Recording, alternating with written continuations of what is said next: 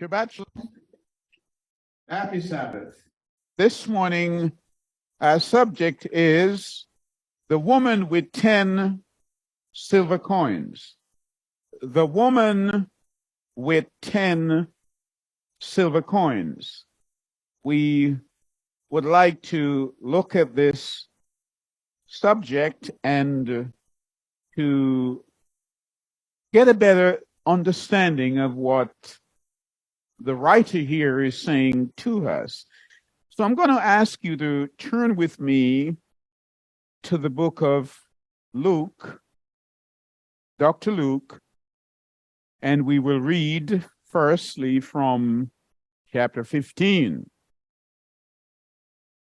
Now all the tax collectors and the sinners were coming to him to hear him. And the Pharisees and the scribes grumbled, saying, "This one receives sinners and eats with them." And he spoke this parable to them, saying, "What man among you, having 100 sheep, and having lost one of them, does not leave the 99 in the wilderness and go after the one which is lost until he finds it?" Turn with me also to verse 8. "Of what woman, having 10 silver coins, if she loses one coin, does not light a lamp and sweep the house and seek diligently till she finds it?" Verse 11, "And he said, a certain man had 2 sons, and the younger of them said to his father, 'Father, give me the portion of the goods put forth.' And he divided his livelihood between them." So we see here that Yeshua spoke 3 parables to the people. While they are 3 distinct parables, each of which is distinct, it is nevertheless part of a composite whole. Because in each, it is dealing with the lostness of something. In the last one, the lostness of man. So it's like a equilateral triangle.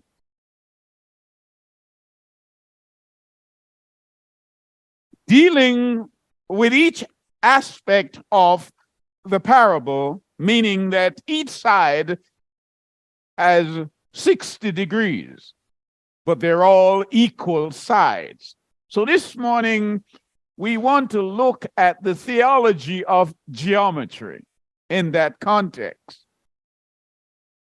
He spoke 3 parables to them. And so the context of our subject this morning is asking for something and also specifying something.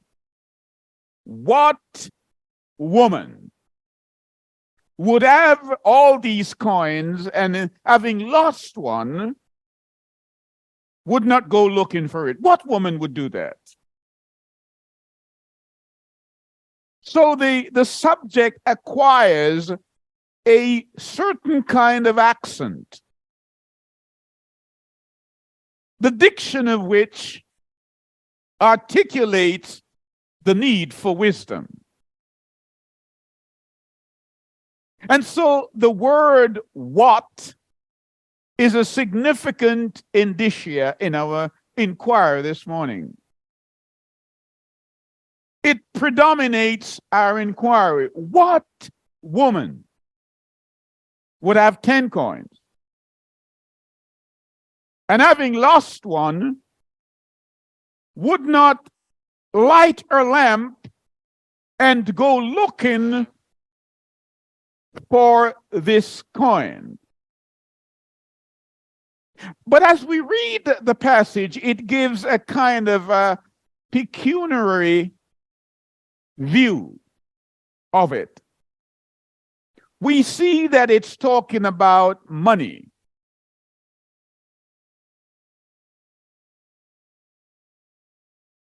But this morning, we wish not only to articulate the word, but also to enunciate the subject so that we have a better understanding of what is being spoken of here. Yeshua made it known to his disciples that I speak to you in this way, in parables, because it is for you to know, but it's not always for those, the mixed multitude, those out there, for them to know. So it behooves us to know what is being said. Sometimes we articulate, we use our lips and our breath, and we make sounds. But we don't enunciate the subject very well. And so we leave others in a state of ambivalence. We pray this morning that Yah will give us the wisdom to understand that which we set out to study. So come with me to the book of Matthew, Matthew chapter 17, and we will begin at verse 24. And when they were come to Capharnaum, in your Bible it says Capernaum, they that received tax, perhaps in your Bible it says tribute. And I want to make the distinction between the temple tax and the tribute. The tribute is what vassals pay to kings. The tax is something else. The King James uses tribute. Are you with me? So, and when they come to Capharnaum, they that receive tax, not tribute, come to Kepha, that's Peter, and said, does not your teacher pay tax? He said, yes. And when he was come into the house, Yeshua came to him, saying, what thinkest thou, Simon? Of whom do the kings of the earth take custom or tribute? Of their own children or of strangers? Peter said unto him, of strangers. Yeah, the vassals, the strangers, they pay tribute, but we pay tax. Yeshua said unto him, then are the children free? Notwithstanding, lest we should offend them, go thou to the sea and cast a hook and take up the fish that first cometh up, and when thou hast opened his mouth, thou shalt find a piece of money, that take and give unto them for me and for thee. It is interesting. They came to him asking, does your teacher not pay tax?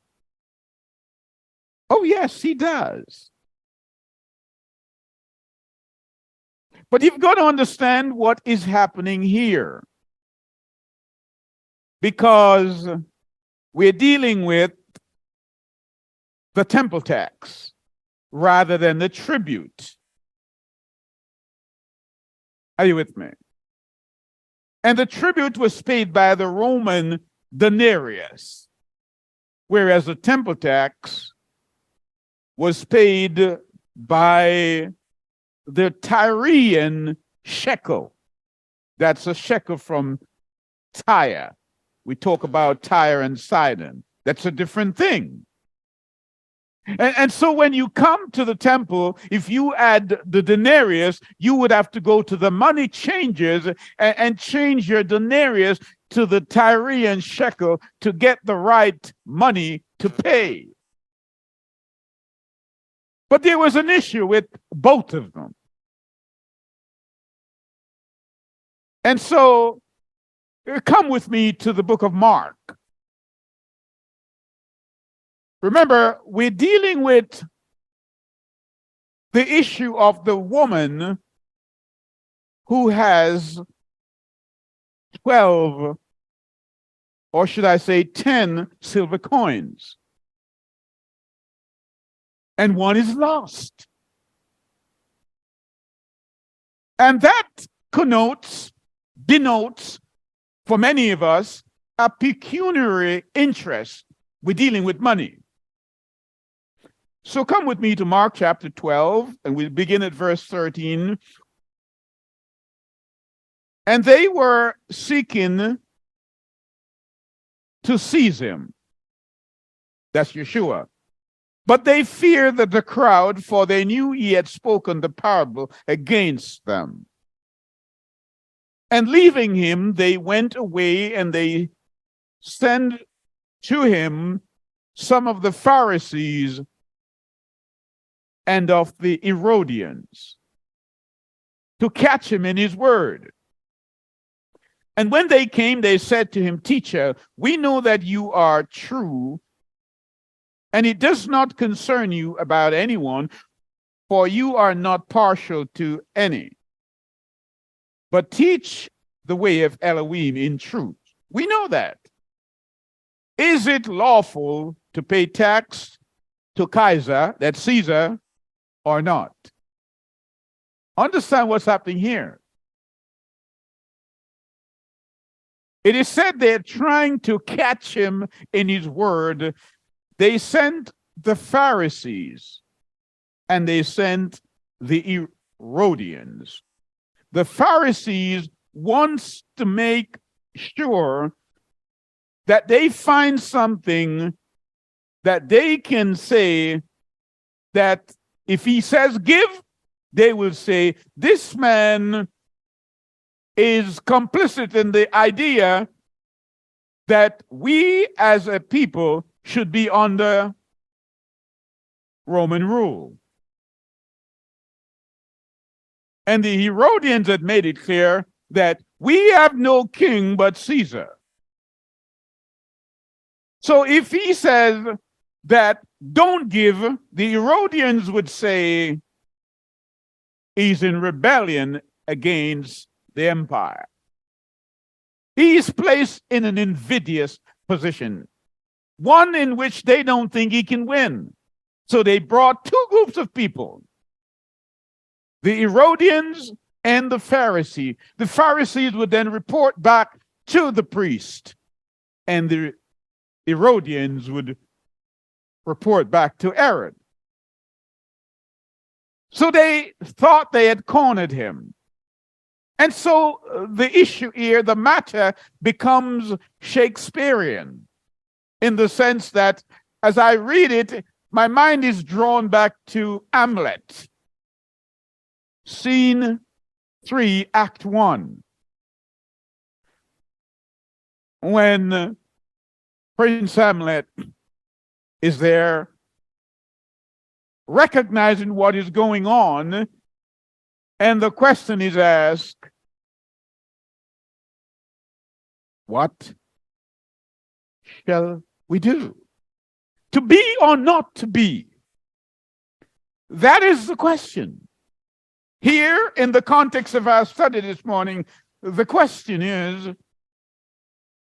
shall we give or should we not give to Caesar? Should we pay or should we not pay? The word says, and knowing their hypocrisy, said unto them, why do you try me? Bring me a piece of silver. Bring me a silver piece to look at. And they brought it, and he said to them, whose likeness and inscription is this? And they said unto him, Kaiser, Caesar. And Yeshua said, give to Kaiser what is Kaiser, and Elohim what is Elohim. And they marveled at him. They marveled at him. So come now to Exodus chapter 30. Exodus chapter 30, and we read from verse 11. And the word says, and Yahweh spoke to Moses, saying, when thou takest the sum of the children of Israel after their number, then shall they give every man a ransom for his soul unto Yah. When thou numberest them, that there be no plague among them, when thou numberest them, this they shall give every one that passeth among them that are numbered half a shekel, after the shekel of Yah, every one that passeth among them that are numbered from 20 years old and above shall give an offering unto Yah. The rich shall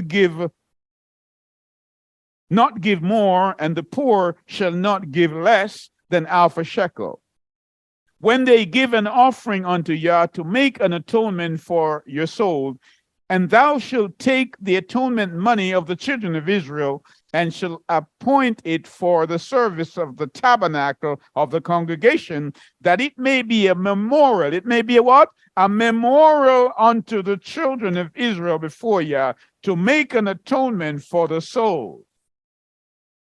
That's the temple tax. Was established way back in Exodus. So they came to Yeshua and they asked Yeshua, or they asked Peter whether his teacher was one who paid the temple tax. They want to know that. He said yes.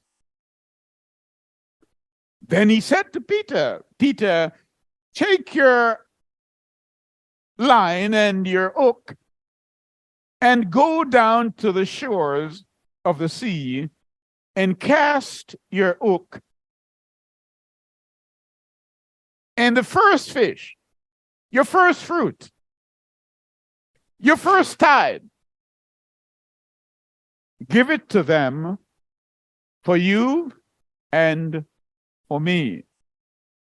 Let's unpack that and let's extrapolate from it what's going on here. Because we're looking at these things in the context of the woman who has 10 silver coins and she lost one.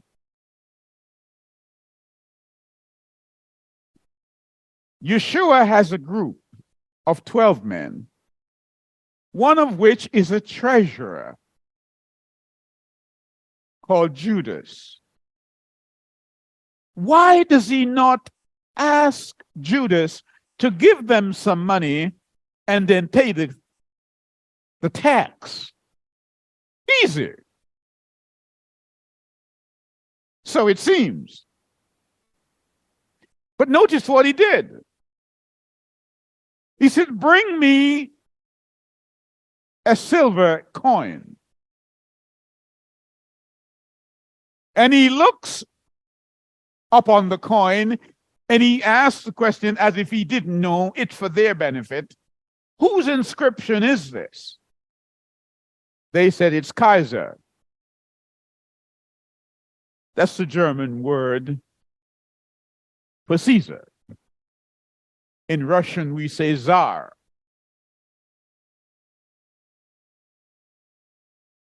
He says, give to Caesar what belongs to Caesar, but unto Elohim, unto Yah, give what belongs to him. The inscription that is on the coin is Caesar. But they missed the point. What is he saying? He's saying the inscription that is on man is me. In the beginning I made man, and I made man in my own image. And what he is doing? He knows that when you pay tribute to the king or to Caesar in that way, as the vassals paid, you are, in a way, validating their rule. That's what you're doing. He pays the temple tax, but not tribute, because what? He's king. And kings are exempt. Isn't that true?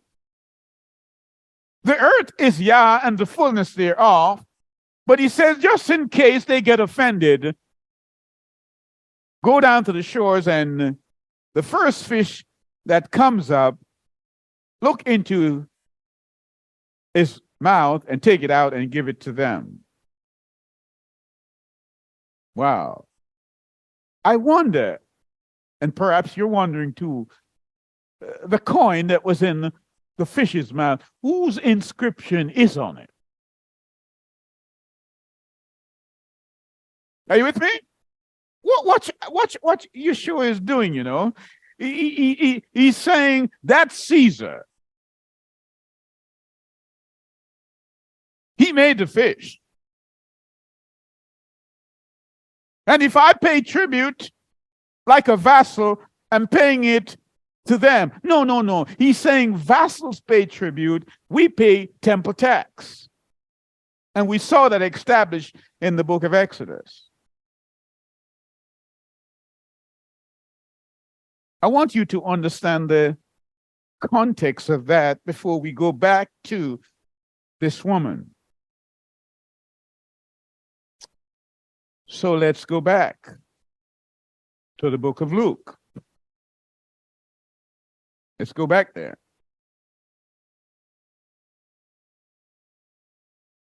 Verse 8, chapter 15. Of what woman, having 10 silver coins, if she loses one coin, does not light a lamp and sweep the house and seek diligently till she finds it? What woman?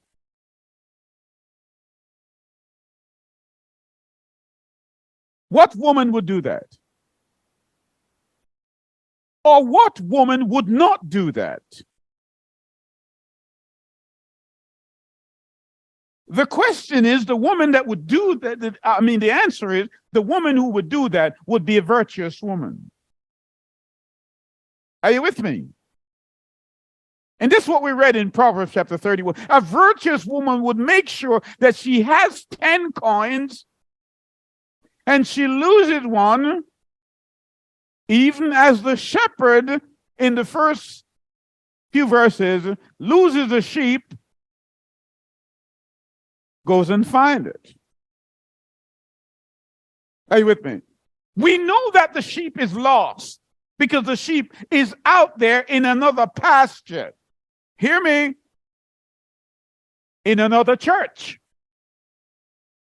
Because he only has one flock. So if his sheep finds himself in another pasture, he has strayed. His pasture is Israel.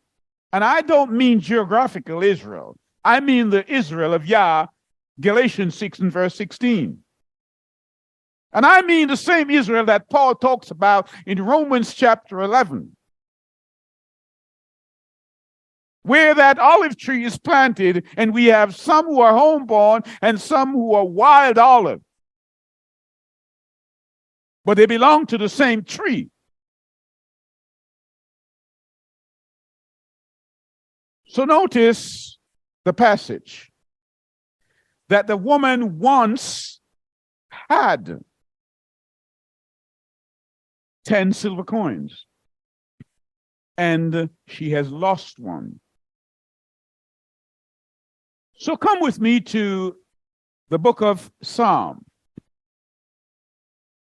The book of Psalm. Because when we look at this and we read it, we need to ascertain, other than in monetary means, what is Luke trying to tell us? The woman, she had, we know that the woman in the scriptures represents the church or Israel. Jeremiah 6 and verse 2 says, I have likened the daughter of Zion to a comely and delicate woman. So we know that. We know that. And we know that the shepherd is Yeshua. He's the good shepherd. We know that. But this woman once had 10 silver coins, and she lost one of them, and she lit her lamp because obviously the lamp had gone out, and now she's looking for it. So join me in Psalm chapter 12, and we'll look at verse 6. And the word says, I place in safety. That's the end of chapter 5. Well, let's do 5 and 6. Because of the oppression of the poor, because of the sighing of the needy, I know arise, says Yahweh. I place in safety, he pants for it. The words of Yahweh are clean words, silver tried in a furnace of earth, refined 7 times. Did you get that? The psalmist says, the words of Yah are clean. They're pure. They are silver tried in a furnace of earth and refined 7 times. The word is silver and it is refined. 7 we know is complete. It is completely refined. So he's likening the word of Yah to silver. We know that the woman had 10 pieces of silver. So come with me to Deuteronomy chapter 4. That's Devarim. Devarim. And let's read verse 12. It says, and Yahweh spoke to you out of the midst of the fire. You hear me? He spoke to you out of the midst of the fire. We just read that the word of Yah is silver, where? That is clean, cleansed. 7 times, it's purified 7 times, completely. His word is completely purified. And this verse is saying, and Yahweh spoke to you out of the midst of the fire. You heard a voice of words, but saw no form. You only heard a voice. Verse 13, he made known to you his covenant, which he commanded you to do, the 10 words, and he wrote them on 2 tablets of stone. Are you with me? So what am I saying? When you read these 2 texts and you understand them in the context of Luke chapter 15 and verse 8, it is saying the word of Yah We use the King James, and we often say the 10 Commandments. But Moses didn't write 10 Commandments. They're known of the 10 words. Moses wrote Aseret Devarim. Devarim mean words. Aseret Devarim. The 10 words or the 10 declarations. There were never 10 commandments. They're the 10 words. And so in this word here, the Alleluia scripture, it says the 10 words. So what he's saying here is that the woman in Luke chapter 15 and verse 8 once had the 10 words. And she lost one. Which one did she lose? The woman lost one of the commandments. She lost the 4th commandment. She lost the Sabbath, and she's looking for it. This woman in Luke chapter 15. 10 silver coins that had been purified in the fire, which Yah spoke from Mount Sinai, says Deuteronomy, silver coins, and she only now has 9 commandments because she has lost one. And notice that the woman had to light her lamp. Because what? Why is she lighting her lamp? Because the lamp had gone out. So you better come with me to Revelation chapter 18. And we will look at verse 23. Well, 22 and 23. Remember, the woman had 10 commandments at one time. That's the church. She had 10. Now she only has 9. And therefore, she's looking for this one, and she lit her lamp. And why she had to light her lamp is simply this. Verse 22 of chapter 18, and the sound of the harpist and musician and flutist and trumpeters shall not be heard in you anymore at all, and no craftsman of any trade shall be found in you anymore at all. And the sound of the millstone shall not be heard in you anymore at all. And the light of the lamp, light of the what? The lamp, shall not shine in you anymore at all. And the voice of the bridegroom and the bride shall not be heard in you anymore at all. For your merchants were the great ones of the earth, for by their drug sorcery all nations were deceived and led astray. Hey, with me.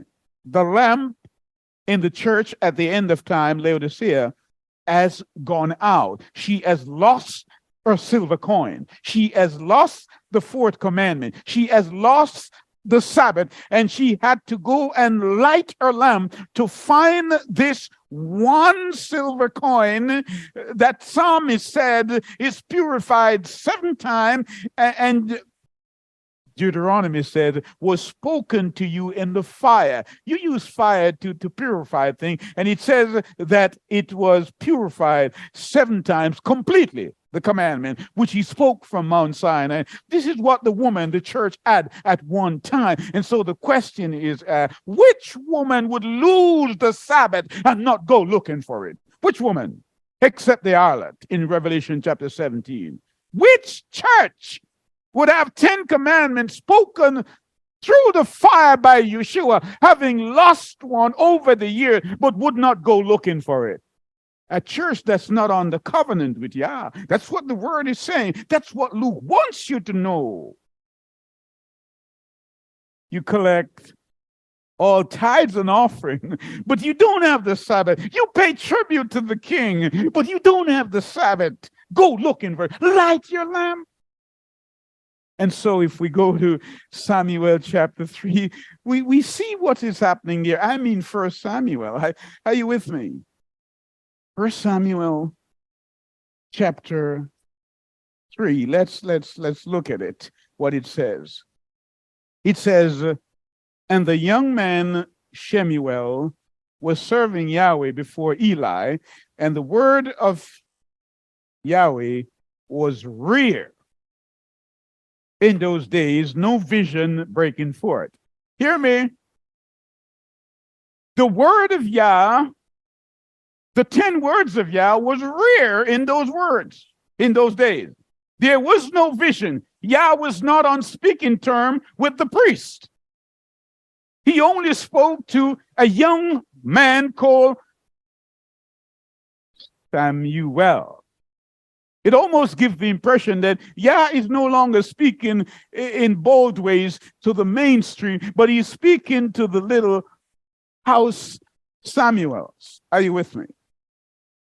It's here in the word. We talked this morning about, nothing new under the sun. That which had happened before is going to happen again. Verse 2, and it came to be in that day that Eli was lying down in his place, and his eyes had begun to grow dim. What? Hear me. Let's use this and come back to Revelation and look at Laodicea. What's one of the conditions of Laodicea? Laodicea is blind. Hold it. Let's verse 3. And the lamp of Elohim had not what? Gone out. And the lamp of Elohim had gone out. Had not gone out in Echo, that's the temple of Yahweh, where the ark of Elohim was, and Shemuel was lying down to sleep. So the lamp had not yet gone out, but Eli was blind. The priest was blind. The priests in our time, some would argue, are mostly blind because they're not seeing that which they're supposed to see.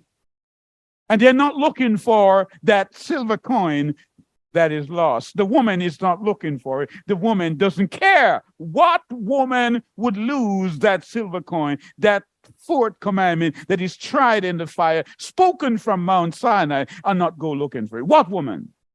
It has to be an harlot. Has to be. Can't be that daughter of Zion. She went looking for it. And that's why in Proverbs chapter 31 and verse 10, we see Bathsheba writing here to her son Lemuel, and she asked the question, who can find a virtuous woman? Who? Don't tell me the woman where you go to worship that she's virtuous and she don't go looking for the silver coin, the Sabbath. She's not virtuous at all, says the word. Can't be. And so we are told what a virtuous woman does. Let's look at what the virtuous woman does and how she conducts herself. The word says what? What does she do? The virtuous woman, chapter 31. The word says, the words of King Lemuel, this is who? Solomon, or Solomon, the prophecy that his mother taught. It's a prophecy, so it has a fulfillment coming, right? It's going to affect us in the last days.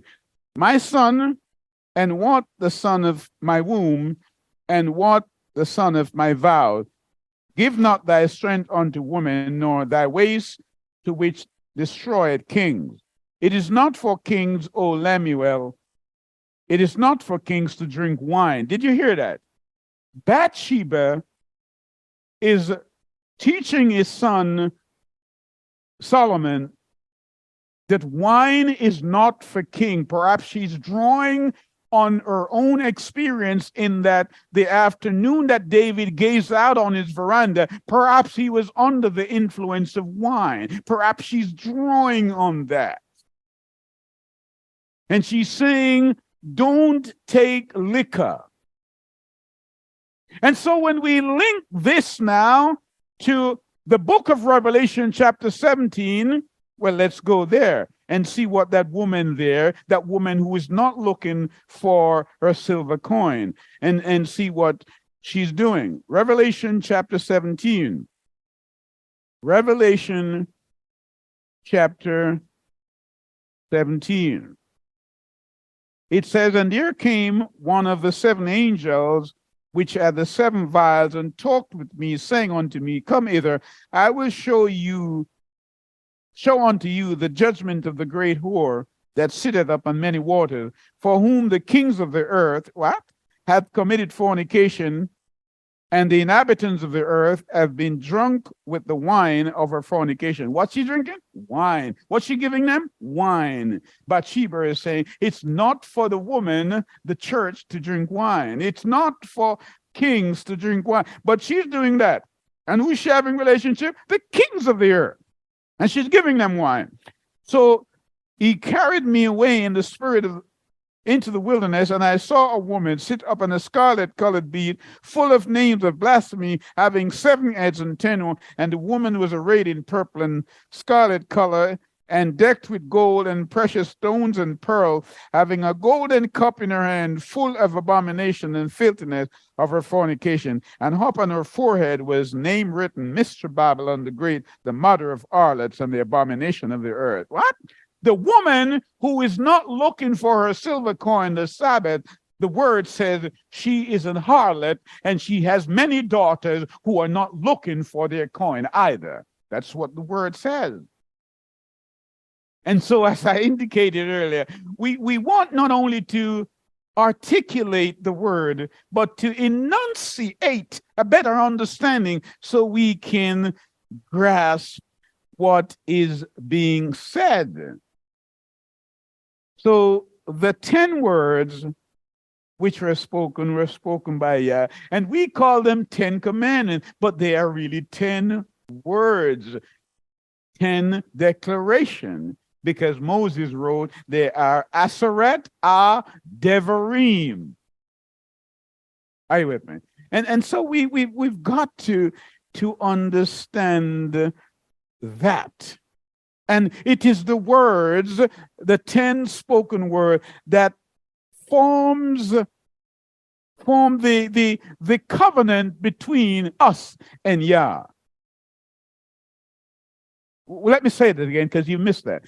I said the 10 words, the 10 declarations spoken on Mount Sinai, they are what form what? The covenant that we have, the relationship that we have with Yeshua. And James 2:10 says, if you offend in one, if you're not looking for one, having 10, but you only have 9 left, you are guilty of all of them. So the woman who is not looking for her silver coin, the word says, is an harlot.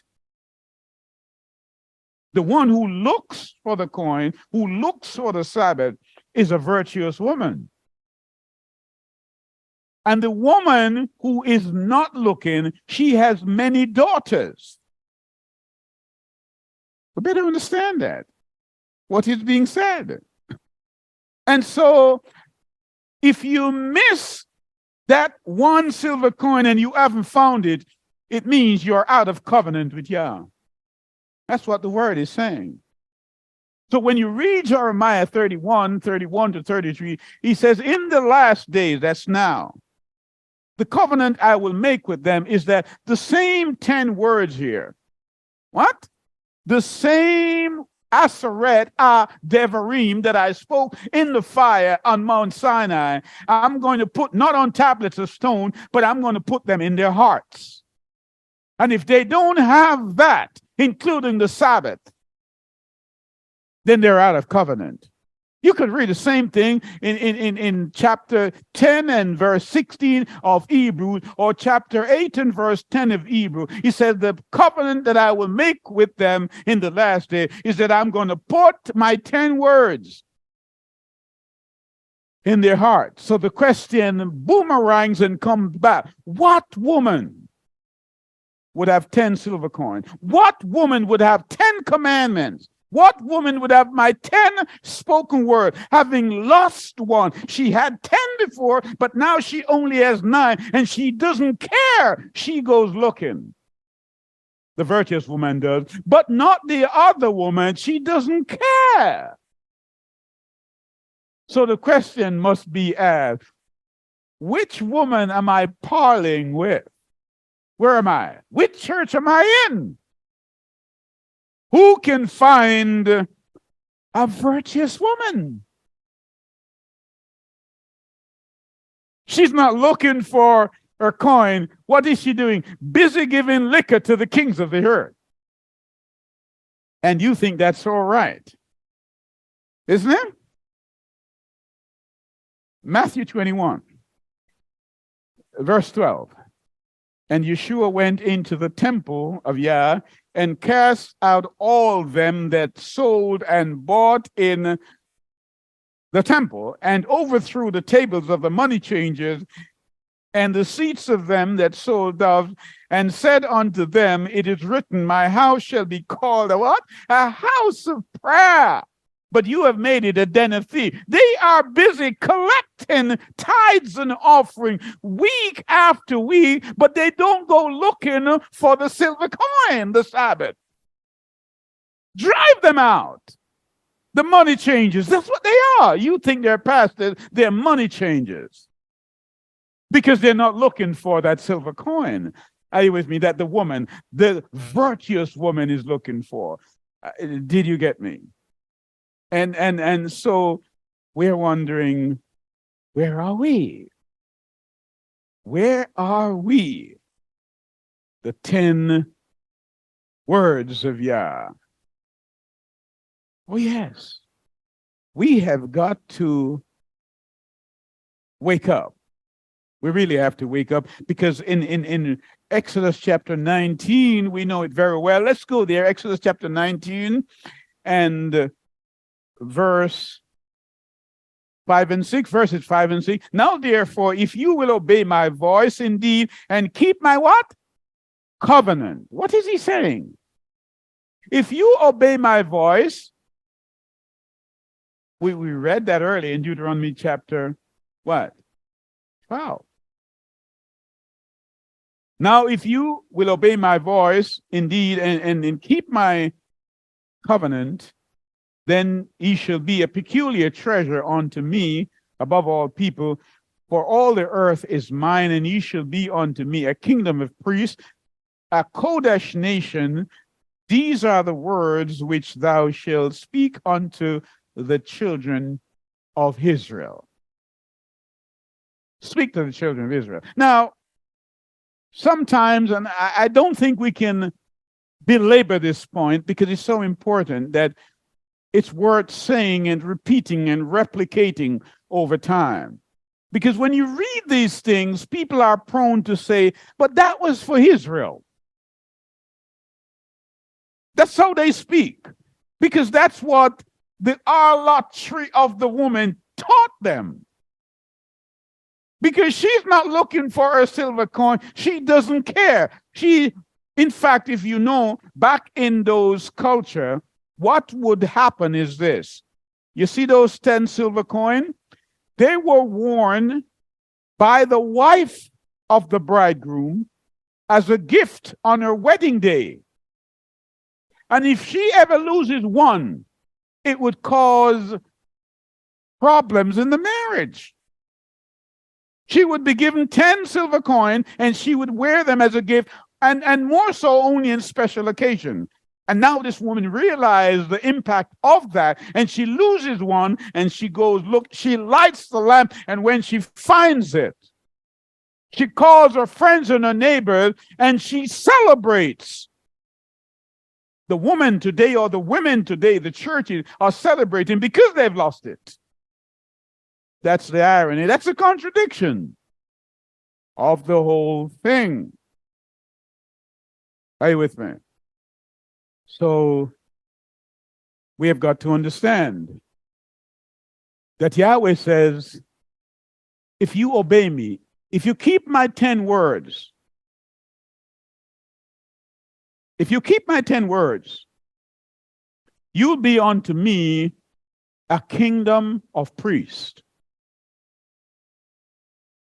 So this woman in Luke 15, she once had 10.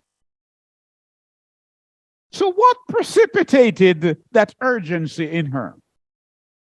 She knows, according to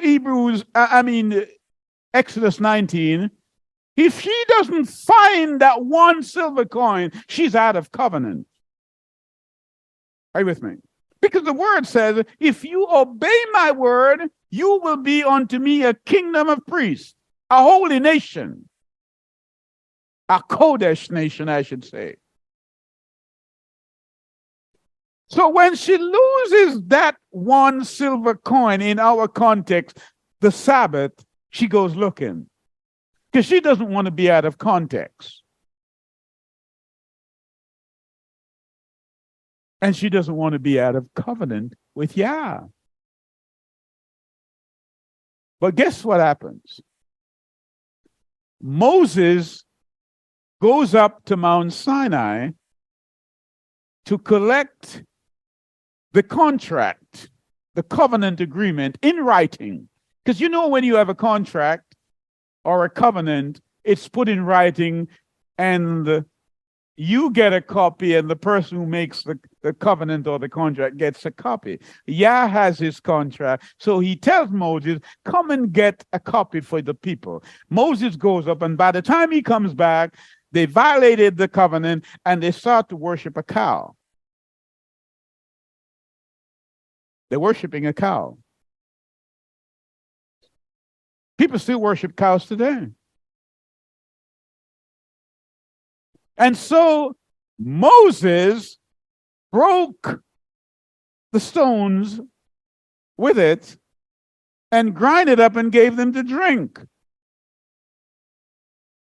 Then Yah calls him back up and write the same thing again.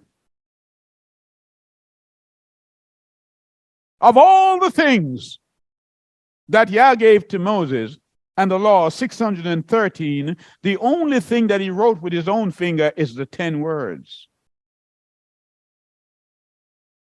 The 10 words. Yah wrote with his own finger 10 silver coin. Eseret a devarim, and you've lost one and you don't go looking for it. You're careless. Are you with me? Let me give you a quick example of a virtuous woman. The word tells us that when Yeshua was 12 years old, he went to Jerusalem on a worship feast days, and 3 days after they were on their return, Mary did not see this 12-year-old. What did Mary do, being a virtuous woman? Mary and Joseph went back to look for her son. That's what a virtuous woman does. A church that once had 10 commandments because it's what Yah gave to them, 10 spoken word, and a church that doesn't go looking for it, the word says she's not virtuous at all. She's an harlot. And she's not on the covenant. I don't care what the pastor said. The word says that's how it is. So then he gave them other things like the feast days. And some church will say, well, we keep the Sabbath, but we don't keep the feast. No. You have not understood it. You have really not understood. Because what happened? They came to Yeshua. And on one occasion, what did they say to him? Well, let's turn to Matthew. Matthew 22. Let's turn to Matthew 22. And let's look at verse 26, reading on. Master, which is the great commandment of the law? Again, they're trying to catch him on. Why? Because now, if that were you and I, there's 613 spoken words, but only 10 is written with Yah's fingers. So they want to catch him out. Which is the great commandment of the law? Now, if there are 613 things and somebody comes and asks you, which is the greatest, by way of deduction, how would you arrive at a conclusion? Well, let's listen to the master himself. Yeshua said unto him, thou shalt love Yahweh thy Elohim with all thy heart and with all thy soul and with all thy mind. This is the first commandment. And the second is likened unto it. Thou shalt love thy neighbor as thyself. On these two, watch what he does, you know. He took 613. And what did he do? He distills them. Remember last week we talked about distillation? He distills 613 laws, and he says there are only two. Love Yahweh your Elohim and love your fellow men. He says, on these two, hang all the rest. He says, if you don't have these two hangers in your closet, your clothes will fall on the floor. And that's why Laodicea is naked. Are you with me? And so we are told that this woman, this virtuous woman, recognizes that which she had at once was now lost. Satan recognizes it too. So you better come with me so we can rehearse this together. Come with me to Revelation chapter 12 and verse 17. And the dragon was enraged with the woman. You didn't hear me. The woman, the virtuous woman in Luke chapter 15 and verse 8, having found her silver coin and put it back in the place where it belongs, so she now has 10 silver coin, whereas the other woman of Revelation 17 only has 9 and is therefore guilty of all, and she has many daughters to whom she has taught wrongly. Let me go back, because you perhaps have misunderstood. I said to you a couple of weeks ago that when we read of the 7 assemblies or churches in Revelation 1, Revelation 2 and 3, we had Ephesus, and we had Smyrna, we had Pergamum, we had what? Thyatira, Sardis, Philadelphia, and Laodicea. But we did say, did we not? Historically, we can prove it. We can validate it. Empirically, we can say this is so, that at the time of Pergamos, Emperor Constantine entered into the church nominally. At which time, the word tells us that Satan's seat was in Pergamos, there in Turkey. And one of the doctrines that they were teaching was that of Balaam. And Satan's seat was there. The next church was Thyatira. Who was there teaching? Jezebel. Are you with me? So you see, by that time, Constantine had decided that the people should not Judaize, in that they ought not to keep the 4th silver coin. It's all right. If you lose it, don't go looking for it. And so he made the church's Christianity a state religion. That's facts. And so the church developed without that silver coin. It only had 9. And through down the ages, the Lutheran, the Church of England, the Baptist, Pentecostal, all of them been operating without this 1 silver coin. This woman now in Luke chapter 15 and verse 8, she finds the silver coin, the Sabbath. She brings it back into the fold.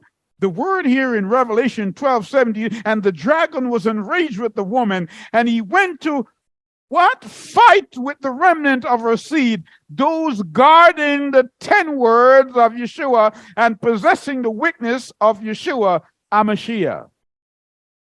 He doesn't want you to have the 10 words. It's all right if you lose it. What woman would have 10 silver coins? The 10 spoken words by Yah, having lost one, would not go out, light her lamp. But how can she light her? How can Laodicea light the lamp and the lamp has gone out? We just read that in Revelation 18:23. The lamp has gone out for how long? Forever. Because the bridegroom is no longer speaking, and Revelation 18:4 said, all right, now the lamp has gone out. Come out of her, my people. Come out. Well, let me read it for you, because you may think otherwise. Revelation 18 and verse 4. And I heard another voice from the Shemaim, that's the heaven, saying, come out of her, my people, lest you share in her sins, and lest you receive of her plagues. Is it clear? Is it clear? Oh, yes. So when the children of Israel broke the commandment and was now out of covenant, instead of all of them being a priest, Yah gave them one priest. Are you with me? And Paul comes along and Paul said, now this is your schoolmaster. But your schoolmaster will lead you on to Messiah. And when Messiah comes, he will do what? He will bring you back to the 10 silver coins. And so when we read in Luke 16:16, he says, and the laws and the prophet, they were preached when? Up unto John. And the minute John set eyes on him, John said, behold, who is that? The Lamb of Yah. John 1:29. He's there, the Lamb of Yah. Now, what interests me and what intrigues me is this, that the Herodians, the Pharisees, the Essenes, and the Sadducees, they're there with him from a youth. Because the word says, even when he was 12 years old, he was asking and answering questions. So they knew him. But they only knew him as the carpenter's son. Are you with me? That's how they knew him. The question this morning is, how do you know him? Some know him as baby Jesus. And every Christmas they put him in a crib. And they enact certain contrived scenes in their minds. Despite the fact that the angel said his name is Yeshua, they call him Jesus. They enact that. So they know him as that. John sees him for the first time. And John says, behold, the Lamb of Yah. Why did John know that? How did John know that? Because what John is doing, John is using the didactic to explain the historical narrative. What is it that I'm saying? John knows that in Genesis, Bereshit chapter 22, when Abraham was told to present his son Isaac and sacrifice him, when the question was asked, well, where is the lamb? Abraham responded and said, Yah will provide for his own. Well, now he is. John sees it. And John said, this is Yah's own. He's coming. Are you with me? This is the lamb, not Isaac. So I am quite concerned when I hear people say, we don't keep the Passover, which is coming up. We are keeping it to commemorate. Hey, with me, that lamb, that blood. Because the life of the flesh is where? In his blood. We've got to understand that. Because it was Constantine who told you to drop all these things. And perhaps you've hung on tacitly to the Sabbath, but you have dropped the others. You're in no better position. You are still in want. You're still in want. And so join me in Malachi chapter 3, because the word says, behold, I will send my messenger, and he shall prepare the way for me, and Yah whom you seek shall suddenly come to his temple. Even the messenger of the covenant whom he delight in. Behold, he is the messenger of the what? The covenant. What is the covenant based on? The 10 words. So if you've lost your silver coin, you're not in covenant. Are you with me? So the one whom you see shall suddenly come to his temple, even the messenger of the covenant whom you delight in. Behold, he shall come, saith Yah of old, but who may abide the day of his coming? Who? Who? And who shall stand when he appeareth? Who? For he is like a refiner's fire. Hear me. And like a fuller's soap, and he shall sit as a refiner of the purifier of what? Silver. That's the word says. He's a purifier of silver. And he shall purify the sons of Levi, and purge them of gold and silver, that they may offer unto Yah an offering of righteousness. Hear me. You've got to be able to offer an offering of righteousness. Well, what do I mean? Put it this way. You and I are justified by the what? Imputed righteousness of Yeshua. That which he puts in us, we work it out. Work out your salvation that Yeshua put in you out. Let it come out.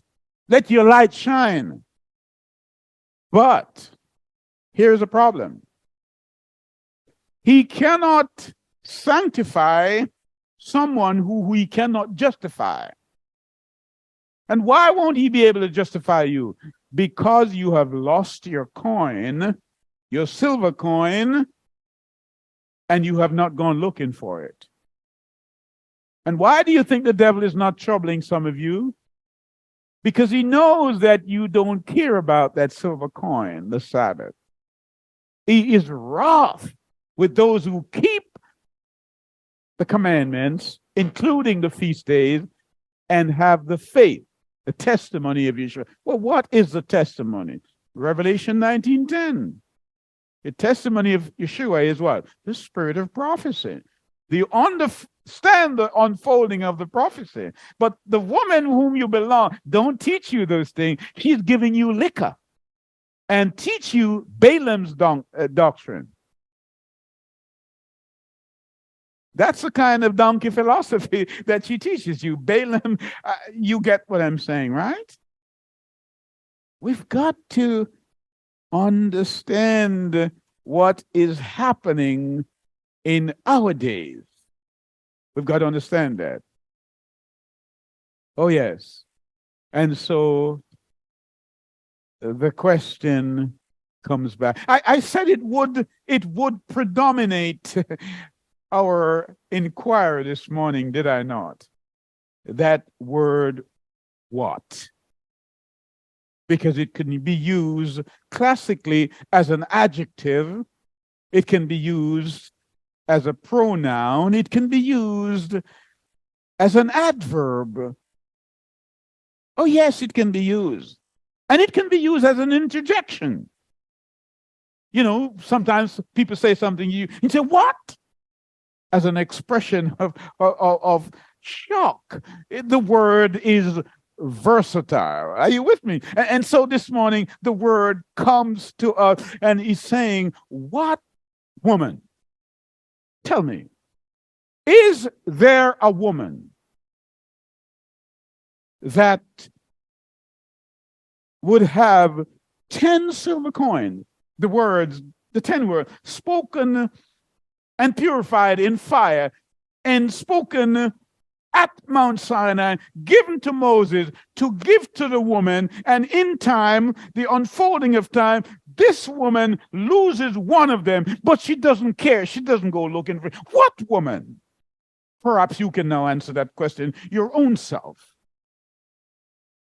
It's very simple who the woman is. The woman who doesn't keep the Sabbath is the one who doesn't go looking for her silver coin. Are you with me?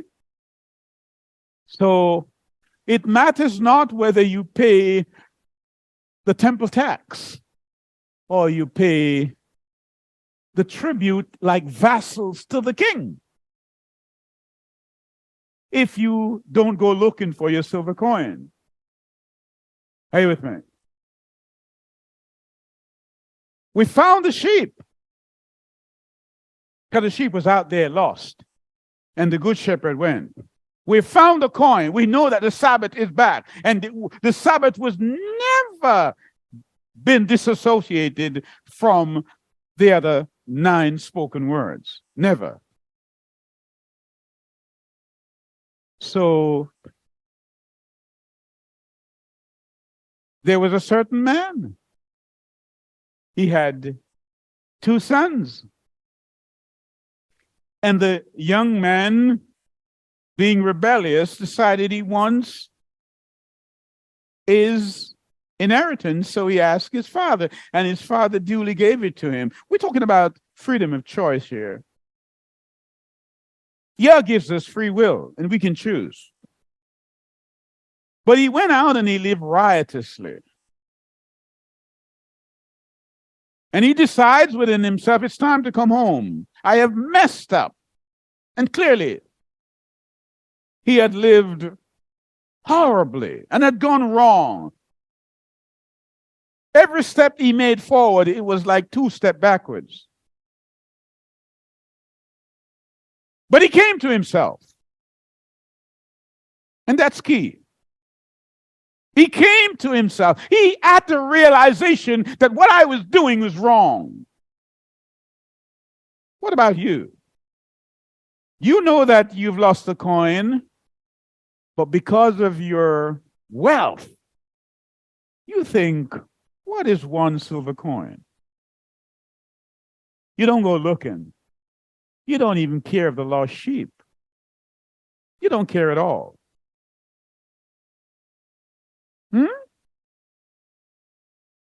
And so,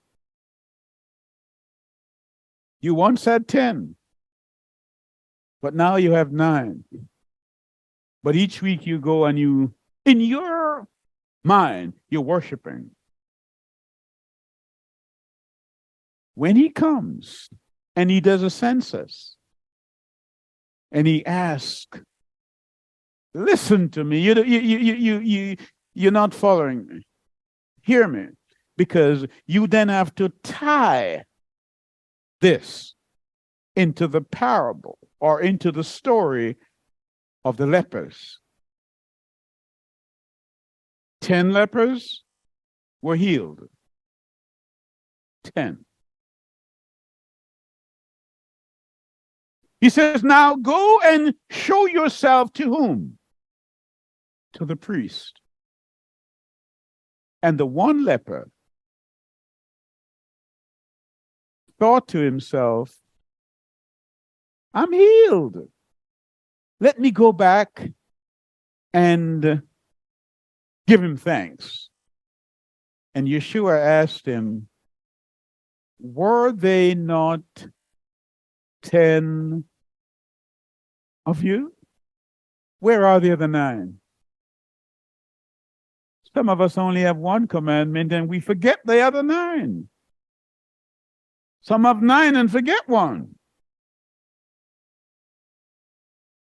I tell you what, all of us who refuse to keep Yah's command, we are no better than lepers. And what was the leper supposed to do? Cry out. Yes. So was the blind man, son of David. We're in the season of crying out. Every day you wake up, something is happening in your environment, in your world. The rapidity of it is difficult to keep up with, and you are still not looking for your silver coin. So the young man decides, I'm going home. He sets on his way because by now, he's envying pigs. Pigs are eating pods, and he's wondering, can I get a snack from the pigs? So he goes home, and his father, our Father in heaven, saw him and went out to meet him. And ordered that the fatted calf, I don't mean an hybrid calf, I mean a genuine calf, must be killed to celebrate his homecoming. And so the other brother who had been at home, the other brother who had been in the church all these years, heard the music, heard the celebration, heard that a change had taken place, inquired, and when told that your dead brother has been resurrected.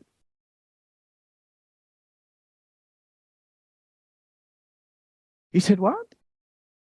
What's that music? Oh, your brother is home. He didn't run to greet him like the father did. Didn't care. You didn't hear me. He did not care. Remember I said, we're talking about the theology of geometry. We've dealt with the lost sheep. We've dealt with the lost coin. Now we're dealing with the third leg of that triangle, the lost son. And so he came to his father and says, Father, I've been here with you. I've done all that, I should have done, and I've done more. And you never gave me a goat. Never. And now this no good son of yours came home and you killed the fatted calf that I have been tying out and feeding all these years. What's going on?